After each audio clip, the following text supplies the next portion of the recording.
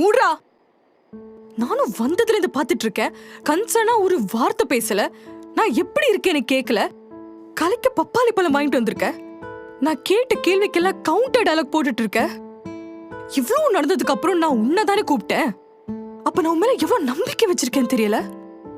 நான் உன்னை முட்டேன்னு கூப்பிட்டு ஒரே காரணத்துக்காக முட்டு கொடுத்து பேசிட்டு இருக்கேன். நீ ஏதோ காசு காசுன்னு சொல்றியே. ஊர் உலகத்துல யாருமே கல்யாணம் பண்ணிக்கலையா? யாருமே குழந்தை பெத்துக்கலையா? TV, AC, fridge, washing machine இதெல்லாம் இல்லாம யாருமே குடும்பம் நடத்தலையா? 20,000 ரூபா சம்பாதிக்கிறவன் கூட அவன் நினைச்சா அவன் குடும்பத்தை தைரியமா பத்திரமா பாத்துப்பான். உனக்கு பயம்.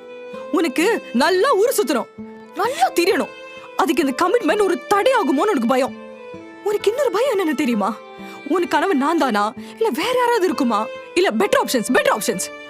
நந்தா, எல்லா விஷயத்திலும் பெட்டர் ஆப்ஷன்ஸ் இருந்துட்டே தான் இருக்கும். அது எக்ஸ்ப்ளோர் பண்றதுக்கான ஒரு பவர்ட் மென்டாலிட்டி உன்கிட்ட இருக்கு. ஏதோ கமிட்மெண்ட் நீ மட்டுமே தூக்கி கொண்டாடுற மாதிரி சொல்லிட்டு இருக்க. குழந்தை குட்டியெல்லாம் வந்தா நாங்களும் பாத்துக்க மாட்டோமா? குழந்தை பெற்றதுக்கு அப்புறம் நானே வீட்டுல படுத்துட்டு இருக்க போறேன். நானும் எழுந்து ஓடதானே போறேன். உன் கூட சேர்ந்து நமக்காக நானும் ஓடதானே போறேன்.